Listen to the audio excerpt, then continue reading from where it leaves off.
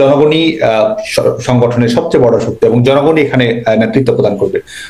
পারিপার্শ্বিক রাজনৈতিক অবস্থা যাই ঘটুক না কেন, এই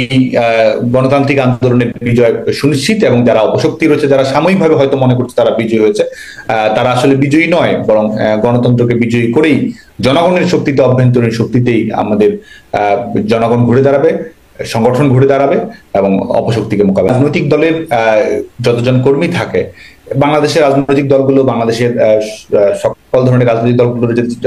যে বিশাল সাংগঠনিক কাঠামো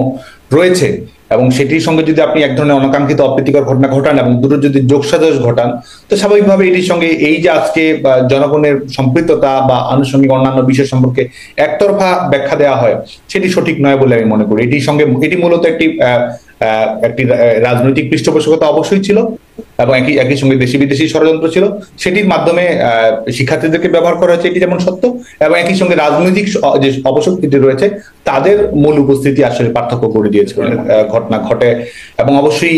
সহিংসতার বিষয়টিকে এড়ানো বা একটি সরকারের প্রায়োরিটি কি থাকে, একটি সংগঠনের প্রায়োরিটি কি থাকে, সেটাও কিন্তু বিবেচ্য একটি বিষয় বলে আমরা মনে করি। এবং রাজনৈতিক ইতিহাস তো আর এই 3 মাসের ক্যালেন্ডারে সীমাবদ্ধ থাকবে না, অবশ্যই এটির সঙ্গে সঙ্গে আরো বেশি উন্মোচিত হবে এবং বাংলাদেশের মানুষের যে গণতন্ত্রের প্রতি যা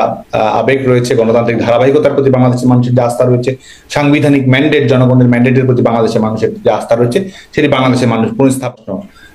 যেটি বিষয় সেটি হচ্ছে যে আমি যেটি বিশ্বাস করি একদিন ছাত্র আন্দোলনের কর্মী হিসেবে, বাংলাদেশ ছাত্রলীগের কর্মী হিসেবে, সেটি হচ্ছে যে কুক্ষিগত গণতন্ত্রকে মুক্ত করার জন্য বাংলাদেশের মানুষ, বাংলাদেশের ছাত্র জনতা অবশ্যই একটি শান্তিপূর্ণ আন্দোলনের মধ্য দিয়েই এই সরকারের পতন নিশ্চিত করবে এবং রাজনৈতিক দল অবশ্যই জনগণকে সাথে নিয়ে এই অপশক্তির বিরুদ্ধে, এই অবৈধ অসাংবিধানিক সরকারের বিরুদ্ধে প্রতিরোধ। আওয়ামী লীগের দেশরত্ন শেখ হাসিনার সবচেয়ে বড় শক্তি হচ্ছে বাংলাদেশের জনগণ। জনগণের ঐক্যবদ্ধ প্রতিরোধের মাধ্যমেই আমরা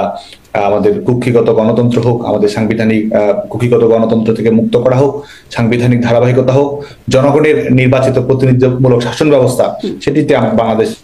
প্রত্যাবর্তন করবে বলে আমরা দৃঢ়ভাবে বিশ্বাস করি। আন্তর্জাতিক রাজনীতির যে সমীকরণ, সেটি তো অবশ্যই আমরা মনে করি যে শেখ হাসিনার সরকারের যে সার্বিক গ্রহণযোগ্যতা,